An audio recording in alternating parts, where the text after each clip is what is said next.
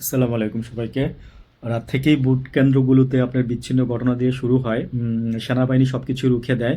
কেউ কেন্দ্র দখল করতে যায়, কেউ টাকা নিয়ে ধরা পড়ে, কেউ মাইর খেয়ে ভেগে যাচ্ছে। এ ধরনের অনেক ঘটনার মধ্য দিয়ে রাত্রেবেলাটা শেষ হয়।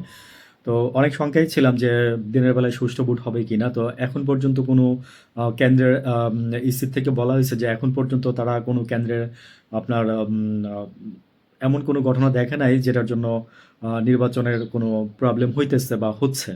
তো এখন প্রায় বেলা ১টা বেজে গেছে। এই মুহূর্তে যেটা আমি এর আগে ২ টা স্টোরি আকারে আমি আসলে প্রকাশ করতেছি। আপনাদের যদি ইচ্ছে হয় আপনারা আমার আগের স্টোরিটা দেখে নিতে পারেন। তাহলে আগের রাত থেকে সব নিউজগুলো পাবেন। এবং সাথে থাকেন সাবস্ক্রাইব করে। যদি আমি সবগুলো নিউজ আপনাদেরকে দিতে পারি নির্বাচনের ভোট রেজাল্টের আগ পর্যন্ত। তো জামাতের আমিরের ভোট দেওয়া শেষ হয়ে গেছে। সকালবেলা আপনার মহিউদ্দিন খালেদ মহিউদ্দিন আপনার ভোট কেন্দ্রগুলো আপনার পর্যবেক্ষণ করছে। করার পরে সে দেখলো যে মানে সন্তোষজনকভাবে বলল যে সবকিছু ঠিকঠাক আছে এরকম কিছু। জামাতের আমিরের ভোট দেওয়া শেষ হয়ে গেছে। নাহিদ ইসলামের শেষ হয়ে গেছে।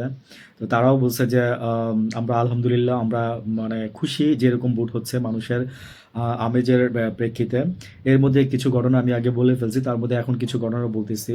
যে পুরুষ পুলিং এজেন্ট ঢুকতে প্রিজাইডিং অফিসারের বাধা দেওয়ার অভিযোগ। আম, এটা একটা ঘটনা হচ্ছে ঢাকার মধ্যে।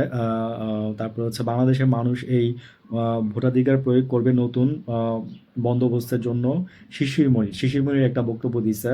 এটা হচ্ছে আপনার অধিকার নিয়ে উনি কথা বলছে, হ্যাঁ, নিপীড়িত মানুষের জন্য কথা বলছে।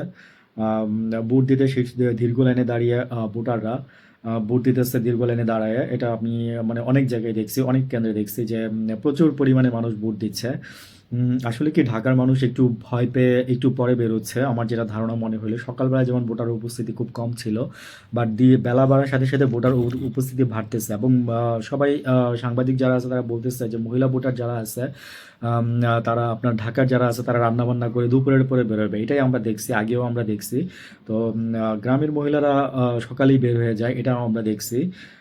তো বুট চলতেছে লাইনে দাঁড়িয়ে, বড় বড় লাইনে আছে, ছোট লাইনেও আছে। কিছু জায়গায় বুট কম পড়ছে, কিছু জায়গায় বুট কম আছে। যেমন ৫০০ বুটের মধ্যে আপনার কিছু বুট পড়ছে এরকম।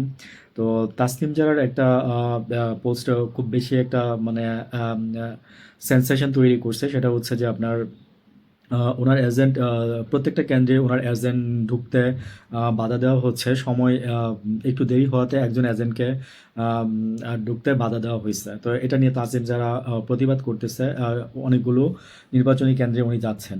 ভালো থাকবেন, আমি পরবর্তীতে বলতেছি সবকিছু।